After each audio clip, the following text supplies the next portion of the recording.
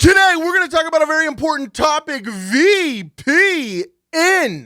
We're going to talk about the 5 eyes, the 14 eyes. We're going to talk about decentralized options, options that log you, options that track you, and VPNs, virtual, encrypted tunnels that you should and should not use regardless of what you're doing on the internet. If you're a reporter in a deep communist country, or if you're a teenager and you're watching, that video on the internet, or if you just don't want the government spying on everything you do, these VPNs are potentially for you. We're going to break down very well-known VPNs and not so known VPNs in Operation Encrypted. All right, let's get right into it. First one, Orchid OXT decentralized. This is what VPN should be, S tier all the way. I did a dedicated video on Orchid, and I highly recommend you check it out. I break down how to use it, why to use it, the app, the tokens. This is the future of what VPNs should be. Now, this is the only DVPN, decentralized VPN, on this list. There are some other up-and-comers, but they really haven't proven themselves. Full disclosure, I am invested in OXT tokens, Orchid. Anybody can be if you decide to, but just want to put that out there so I am transparent. But I do love this project. It is an incredible project that I've been backing for quite a while now, and I've done a full dedicated video. S tier, this is the gold standard. This is what things should be. And that's really all I got to say about that. Hotspot Shield is becoming a somewhat popular VPN, which is incredible, with 1,000 servers. However, they keep IP addresses, they keep logs, they literally have no business being in business, because what is the point of a VPN that keeps your IP addresses and keeps logs? Hotspot Shield is an F, and really, why are you in business? You're literally a disgrace to your customers. CyberGhost for the most. CyberGhost has become a really popular. CyberGhost has literally over 7,500 servers worldwide. These are premium servers. These servers are run off clean coal. I don't know if they're run off clean coal, but you know what they also do? They have static IP addresses, and they literally keep logs. CyberGhost has been kicked a few times for keeping logs, which literally, if you look in their log policy, they have a log policy, and any VPN that has a log policy that doesn't say we do not keep logs under any circumstances literally needs to file for bankruptcy tomorrow and get in a different business, because you're in the wrong business.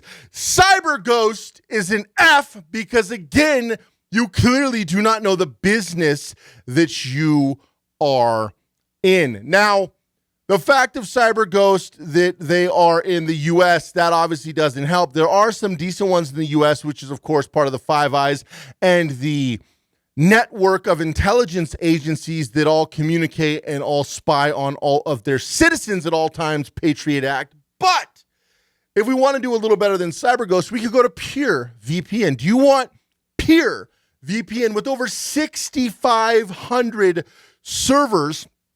PureVPN is in Hong Kong. Now, is Hong Kong a good option? Well, we've seen what's happened in Hong Kong this last couple years, and PureVPN has a logging policy. What is the deal with these VPNs? You're going to see a lot of people on social media shilling VPNs, but if you have a logging policy, why are you in business? I get asked about these VPNs almost every day. PureVPN is absolutely, unequivocally an F. Why are you even in business is what I would like to know. I know that a lot of people on social media are touting these VPNs, but there is no point in you even being in business if you keep logs.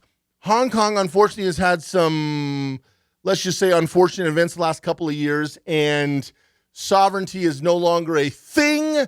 Communism is the new thing that we're seeing over there. And so to have PureVPN in Hong Kong, you got to be kidding me. But at least they admit to the fact that they're spying on you.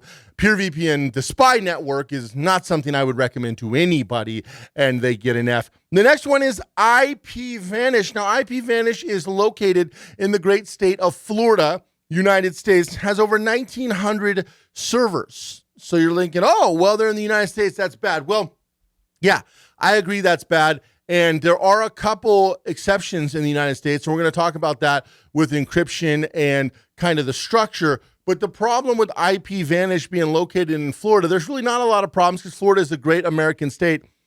The problem is they have a log policy. Now, is the log policy we don't keep logs? No. Is the log policy we can't keep logs because we're encrypted? Because doesn't that defeat the purpose of an encrypted tunnel if you're not even encrypted? No. Does the log policy say IP addresses? No. The log policy is one of the biggest facades in the VPN world. What is that, you ask? Well, I'm glad you asked. It is, we don't keep logs except for criminal activity. You can't not keep logs only for criminal activity. That means you log everything and give the government whatever they want. It's kind of like these smart devices like Siri and Alexa who say, well, we don't listen to everything. They listen to everything and then wake up when you say X, Y, Z words. This is insane. So when it comes to IPVanish, it's an F. Are you kidding me, IPVanish? You have no business being in business if you're basically tracking criminals. What are you talking about? You've rendered your service pointless.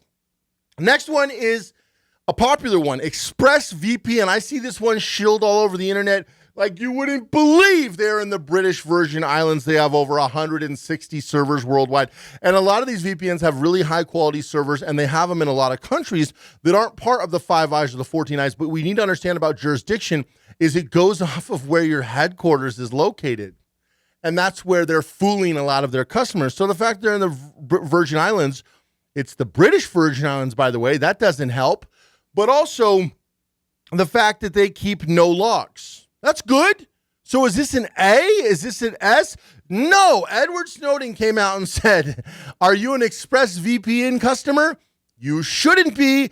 It came to light about a year and a half ago that the governments were partnering with ExpressVPN, and ExpressVPN was turning over mountains of data on their customers to the government, which is why Snowden said you probably should not be an ExpressVPN customer. It's why nobody should be an ExpressVPN customer. And ExpressVPN, in all their glory, decided to triple down on hiring influencers to peddle their garbage product. Obviously, ExpressVPN is an F. Are you kidding me right now? They say they have a no log policy. ExpressVPN has been caught lying about these things multiple times, and I highly do not recommend ExpressVPN to anybody. They are an absolute F, and the fact that they're located in the British Virgin Islands does not help. The fact that they are connected with a lot of intelligence agencies does not help, and I do not recommend that you utilize this service of ExpressVPN at all. But that's just my opinion. You do whatever you want to do in your life. TunnelBear! That's a cool name, isn't it? TunnelBear? Located in Canada. Oh, just a nice teddy bear located up in old Canada, eh? And 2,600 worldwide servers. Many of them are in countries that don't have spy agencies that are tracking everything you do. TunnelBear is an interesting one. They're a little bit more middle of the road. Their logging policy is a lot better. They don't expressly log. They have not been caught up in a lot of these issues. However, Canada has been going downhill drastically over the last 2 years with their privacy policies. I'm going to give TunnelBear a C. I think they're fairly easy to use. I think their server structure is pretty good. They don't mandate static IPs, so you can rotate IPs. So a lot of you are familiar with Tor. You're going to have multiple relays and then exit nodes. Obviously, they're not that advanced, but they do utilize a variation of IP addresses, and they do utilize, like I said, over 2,600 worldwide servers. So it gives you a lot of flexibility. While I don't recommend you run out and snag yourself a TunnelBear subscription necessarily, because there are better options on this list, I'll give TunnelBear a C, and I have hope for the future that TunnelBear could improve their quality, and we're going to hope that they can get a little better as time goes on. So they're not an F like some of these other ones, but they're certainly could use some improvement, and you're really not getting all you're paying for. Now, you're not getting nothing like with ExpressVPN, PureVPN, or Hotshot, Hotspot, Hot whatever. You're getting better service than that, but not as good as you should be getting. Surfshark! Are you surfing? Are you on the shark? Are you surfing the web from your VPN that is located in the British Virgin Islands with a whopping over 3,200 worldwide servers? Well, Surfshark's actually not bad. It's better than a lot of the ones on this list. However, Surfshark is located in the British Virgin Islands. Surfshark's hacking and encryption has been brought up to test a few times and not looked so good. It is debatable whether they were hacked. Also, they have covered up some data breaches according to several sources. So I'm going to have to go ahead and give Surfshark a C. Do I recommend them? No, I really don't. I think they have room for improvement like TunnelBear.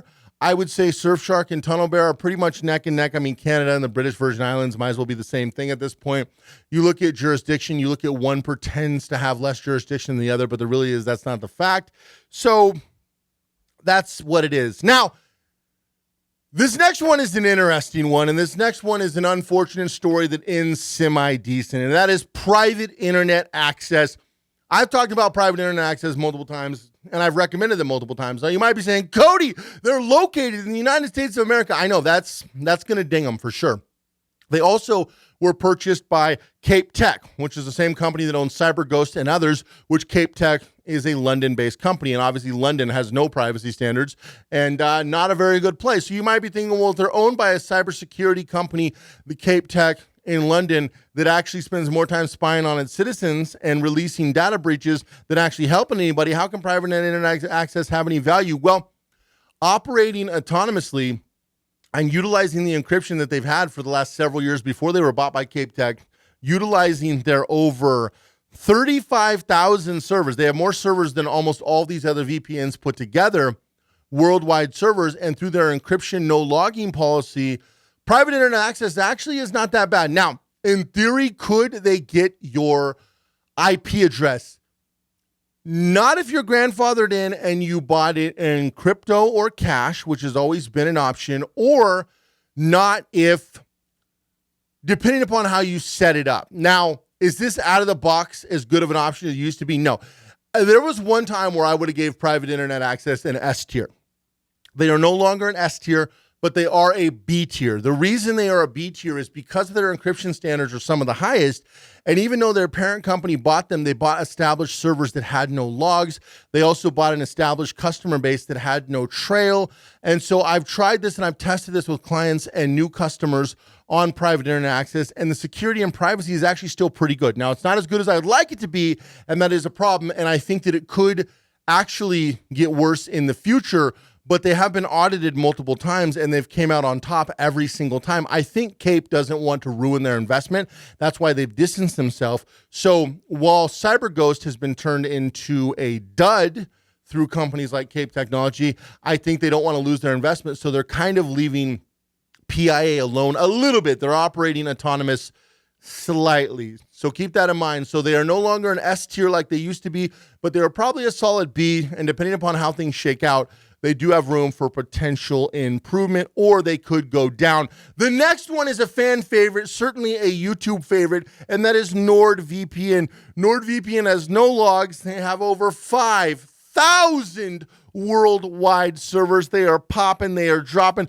They are based in Panama, which is awesome for potential no logging and no intelligence agencies countries. However, they have been hacked not once, not twice, but 3 times, according to sources. They have had massive data dumps and data leaks.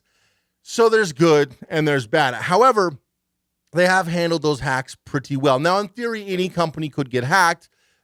It's how you handle it, and I think they've handled it a lot better than a few of the other companies. Now, most of the companies in the F tier have been hacked, but they also leak their data, give their data to the governments anyway. So really, I didn't spend much time talking about those companies because they're already garbage. Why talk about more garbage on top of garbage? Nord has done their best. Now, I would say Nord at best is probably a C. I'm toggled between C and B. They're definitely not an A. They're definitely not an A. At one time, they might have been an A, a B. I'd probably give Nord a B. I think if we're being fair, I'm going to give Nord a B. They're definitely as good as PIA. I think Nord and PIA are probably the neck and neck customers. Next one I want to talk about is Mullvad. Mullvad, based in Sweden, accepts crypto, has over 800 worldwide servers, is a phenomenal VPN, one of the best on this list, and it is the only one that I'm going to give S tier that isn't a DVPN, of course, with Orchid. But Mullvad is absolutely an S tier. You could be anonymous both as a customer and using their service. I love Mullvad. I've used them for a long time, and I think it's pretty good. I use Orchid, I use Mullvad, and I use private internet access, believe it or not, still on some of my stuff. I've been a customer forever. So those are my favorite 3 crypto or VPN personally. So, of course, 1 is a crypto DVPN and 2 are regular VPNs, but I use crypto to buy them, which is Mullvad, and which is also iVPN. Now, iVPN has 139 servers and accepts crypto. It is absolutely an A. iVPN is an up-and-comer. They're starting to get more traction. They're a really quality, privacy-based VPN. There is some features they could add, and they're still not as big as some of the others. So that's why I'm giving them an A and not an S, whereas Mullvad is definitely an S. But iVPN would definitely be an A, and I recommend all of you check them out. And then, of course, the one you've all been waiting for, PROTON VPN, based in Switzerland, 1,200 servers, accepts crypto, D. PROTON VPN is absolutely a D. The disgrace of a CEO for Proton Mail and Proton VPN. I've talked about this with Proton Mail, how Proton Mail has been severely compromised, and their new policy is we basically have a gateway to intelligence agencies for criminals. They're trying to be a yes man. Their CEO spends most of his time under the desk of the intelligence agencies, and it's getting pretty annoying. So Proton is starting to really suck, in my opinion. Proton Mail has gone downhill, and I was a happy customer for a long time. I don't even use Proton VPN anymore. I canceled my subscription because it is so bad. So Proton's a D. I can't give them as bad as, you know, Peer and Hotspot and IPVanish and some of these others, but they're just barely better. I mean, they're located in Switzerland, which is better. Maybe if they got a CEO who actually cared about privacy and doesn't just pretend and pander all the time. But the ones I recommend highly on this list are Mullvad and Orchid. I also recommend IPVPN, you know, private internet access I personally use. And Nord is not that bad, although if Nord doesn't get their stuff together, I could see them going to a C really soon, which is why I personally don't use them. And to be honest, the only reason I use PIA is because I've used them for so long and I've never had any issues, and they've been audited multiple times. But IPVPN and Mullvad are incredible, and I recommend you guys check those out. Also, Orchid for a DVPN, because that is the future of VPNs. Let me know down below if there's any that you didn't see on this list that you'd like to be on this list. Now, keep in mind, we're testing several, and I'll probably make an updated list with some other ones. I did want to make a list talking about some of these popular ones that people always ask me, Cody, should I use IPVanish? Cody, should I use ExpressVPN? Cody, should I use, you know, this one or that one, PureVPN? No, you should not use any of those, is my opinion. Now, you do whatever you want to do, but that's my opinion. Those are absolute trash and should be in the garbage heap, and they don't even understand the business they're in clearly, and so they have no business being in business. That's my opinion. And it is what it is. So appreciate you guys checking out this video. If you haven't already, make sure you subscribe. Go all in everything you do in your life and your business, and make sure you're taking action every single day. Privacy is right, and it's right that needs to be protected. If you don't protect it and I don't protect it, you can bet that the big corporations and the government certainly won't protect it. They want to take your privacy and your identity, hook it to a social credit score, and own you. Modern day digital slavery. We don't want that. So we're on the front lines of the fight of the privacy, anonymity, and going ghost, at least for most of us. Have an amazing day, guys, and I'll see you in the next video.